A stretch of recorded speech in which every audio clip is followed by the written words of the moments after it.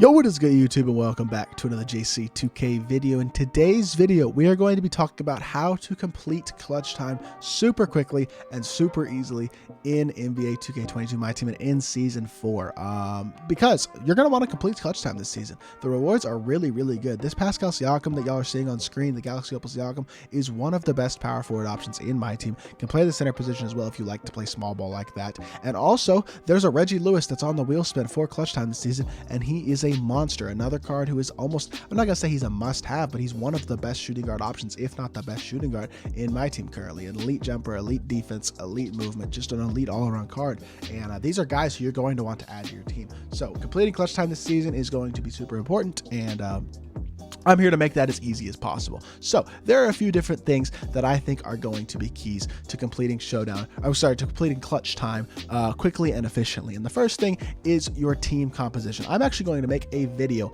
on how to compose the best team for clutch time, potentially tomorrow or Sunday, talking about how to make the best team basically for any lineup or any sort of budget, I guess I should say. But Davion Mitchell, obviously these point guards, none of these players, I just put in goal players just as substitutes so I can replace them and talk about options that you have at each position. And the first position obviously is the point guard position, and there are a ton of really good options for any budget. I mean, you can go a guy like Gary Payton, who's a free option, a guy like Penny Hardaway, another free option. The point guard is, I'm sorry, Penny's not free, but the point guard position is probably the weakest position in my team right now currently, but you still have free options like a Gary Payton if you got him. Damian Lillard from last season, another free guy.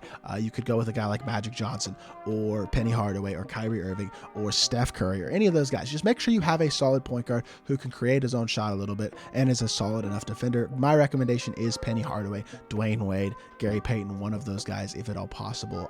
If you're on the free end, go like a John Morant or a Damian Lillard.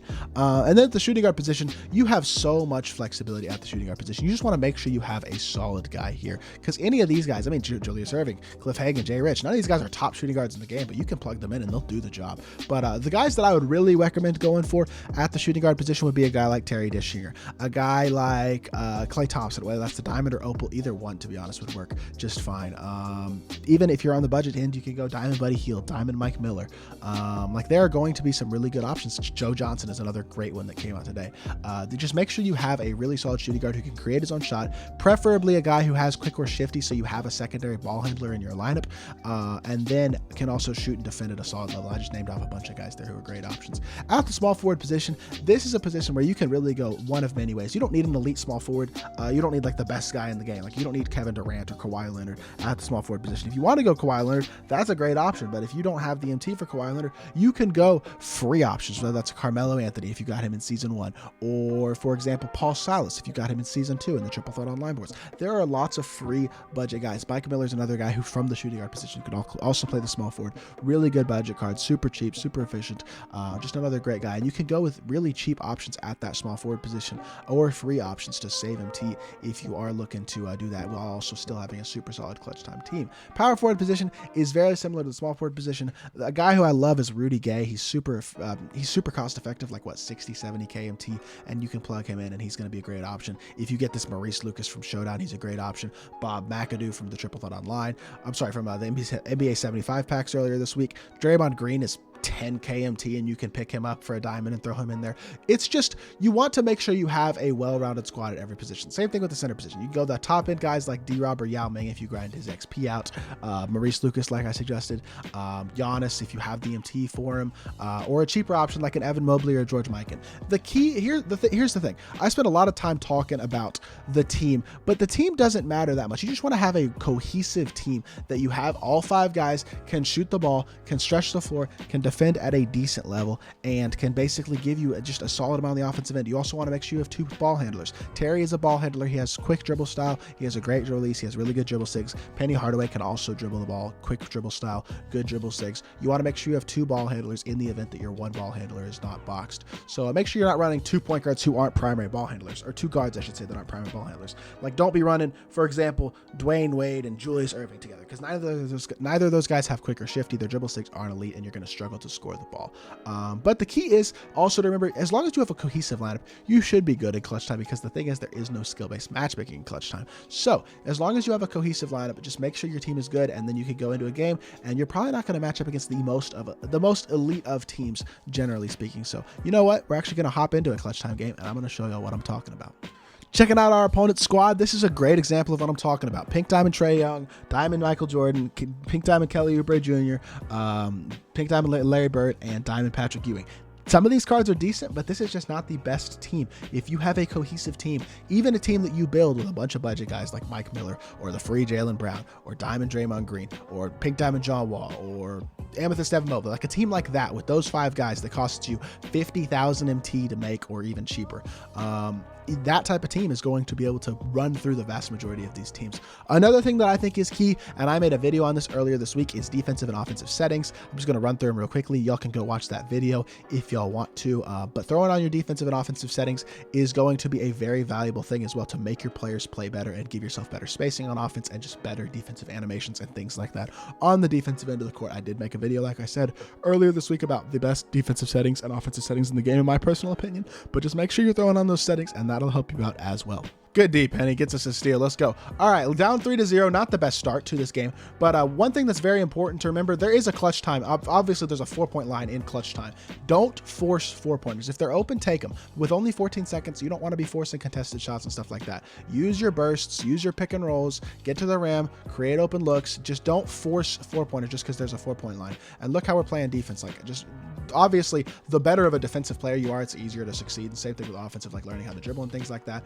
But it's just run the pick and roll, create the offensive looks, attack your mismatch. See, for example, MJ there, that's a mismatch. I got a bad animation. It's going to happen. You're not going to get perfect animations and things like that, but attack your mismatches. Things like that are going to make it very hard for you to lose a game, especially against teams like this. I know I'm not playing great so far, but I'm very confident we're going to be able to win this game.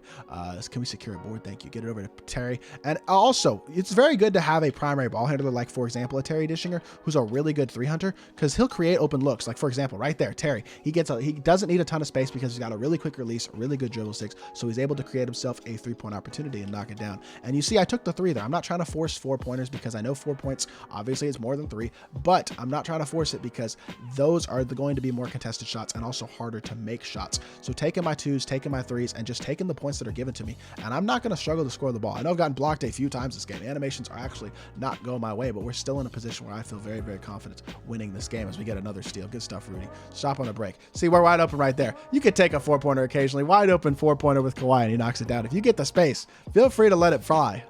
As y'all can see, in the last couple minutes, we've really taken over this game. We're up 12-3, and you're going to have a lot of games like this that are just going to be blowouts. But if you run smart offense, take your open shots. Case in point, Terry creating another open 3-point opportunity.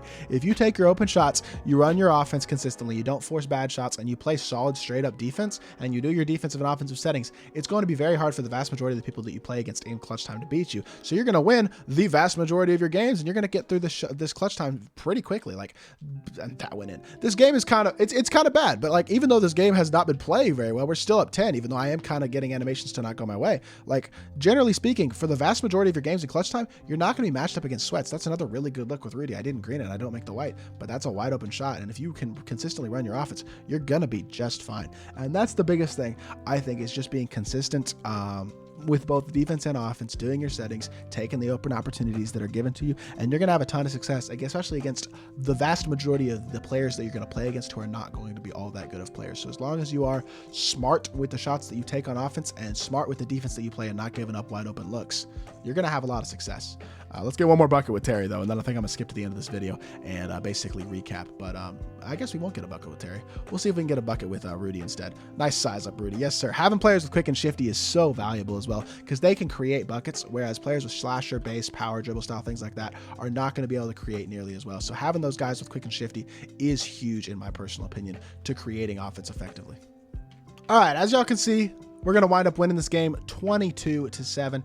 Quick, easy game. You're going to win most of your games if you play smart on both the offensive and defensive end of the court. You're going to win most of your games comfortably. Like, there's not going to be a lot of sweaty games in this clutch time mode simply because there's not skill-based matchmaking. So you're going to wind up matching for the most part against other people who are not that great at the game. So success is not going to be that hard in this mode. As you can see, we just simply outplayed my opponent across the board. Better defense, better shooting, better shot selection, all that stuff. We just controlled the game and pretty easily dominate that game and wind up winning. And if you are consistent and smart with the way that you play, like I keep saying, offensively and defensively, make sure you do your settings, have a cohesive lineup. You're going to have a skill advantage, you're going to have a team advantage, and you're going to succeed the vast majority of the time, even in games where the algorithm isn't favoring you. So, yeah, if you want this Reggie Lewis card, obviously there's RNG to that. But if you want Siakam, you want a chance to get Reggie Lewis, you want to complete these things fast and easily, make sure, these are, I think, the tips that are going to be the most helpful to you, is making sure your lineup is cohesive and just works well together, making sure you have good budget cards plugged in positions that you don't have top end guys, making sure you run consistent offense, take the shots that are available to you and don't try to force 4-pointers. Play consistent defense as well and try to minimize open shots and don't like overdo it on defense. Don't try to play hero ball and just try to play smart, and then make sure you're using your offensive and defensive settings and all that stuff. And I think you're going to have a ton of success in this clutch time mode. So hopefully this video does help you out, and hopefully you are enjoying season 4 so far. And if you did enjoy the video, make sure you hit that like button, leave a comment and subscribe, and I'll be back with more 2K content very, very soon. I appreciate y'all. Peace.